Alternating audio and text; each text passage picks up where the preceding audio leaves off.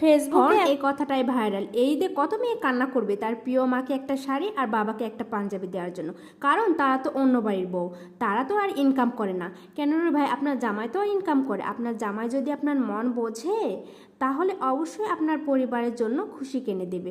তো আলহামদুলিল্লাহ আমার বাবাকে আজকে আমার জামাই কী কী কেনাকাটা করে দিল সেটাই আজকের ব্লগে থাকবে।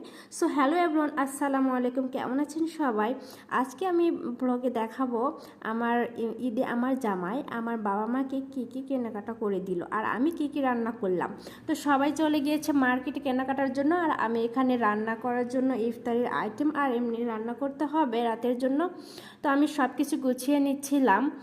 তো আমার ননদ, হাজব্যান্ড আর শাশুড়ি মিলে মার্কেটে গিয়েছে, আমি বাবা আছি বাসায়, আর বাবু এদিকে ঘুমিয়ে গিয়েছে, এজন্য আমি রান্নাটা করতে পারছিলাম।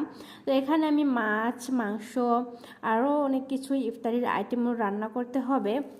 তো চিন্তা করছিলাম যে আমি ইফতারির আগে সব রান্না শেষ করতে পারবো কিনা একা হাতে।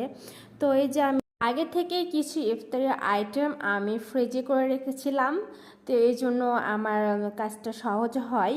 তো আমি সব কিছু রান্না করার জন্য সব কিছু রেডি করে নিয়েছি, আর যেহেতু একা হাতে সব রান্না করতে হবে এজন্য আমি দু চুলা জ্বালিয়েছি।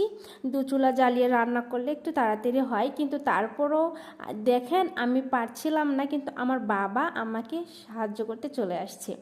দেখছে যে মেয়ে পারছে না, মেয়ের কষ্ট হচ্ছে, এজন্য বাবা আমাকে রান্নার কাজে সাহায্য করছে। এই তো আমার জীবনের আসল হিরো, আর কি লাগে রে ভাই, ভালোবাসা তো এটাই।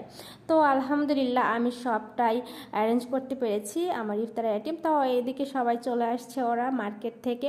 তো আমি দেখছিলাম মার্কেট থেকে কী কী নিয়ে আসছে, দেখছি আমার বাবা মার জন্য ভালোবাসা কিনে আনছে, আমি তো মহা খুশি। তবে আমার হাজব্যান্ড কিন্তু এখনও কিছুই কেনাকাটা করেনি, সে কিন্তু আমাদের সব কেনাকাটা করে দিয়েছে আমাদের খুশি মতন।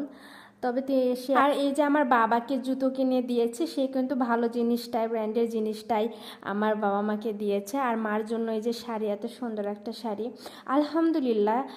আমি কিন্তু বলিও নি যে আমার মা বাবাকে কিছু দিবে কিনা, সে কিন্তু হঠাৎ করেই মার্কেটে গিয়ে কিনে নিয়ে আসছে। মনের মতন শ্বশুর বাড়ি আর যদি হাজব্যান্ড হয় তাহলে আর কি লাগে জীবনে। নারীর তো ভাগ্য এ দুটোতেই থাকে। তো এই যে আমার বাবা পরে দেখছিল যে কেমন হয়েছে, আর এখানে সবাই ইফতারি করছে। আর এই তো বাবা ইফতারি করার পর পরের দিন বাবা চলে যায়। তো খুব ইচ্ছে করছিল বাবা থেকে যাও, তোমার সাথে এবার ঈদটা করি, কিন্তু তার হলো না। হাজব্যান্ড বাবাকে বাসে উঠে দেওয়ার জন্য গেল, আর হাজব্যান্ডও এদিকে চলে যাবে, তার ছুটি শেষ, চাকরিতে জয়েন করতে হবে। আসলে এবারে ঈদটা কারোর সাথে করতে পারবো না, এই জন্য খুব খারাপ লাগছে। আর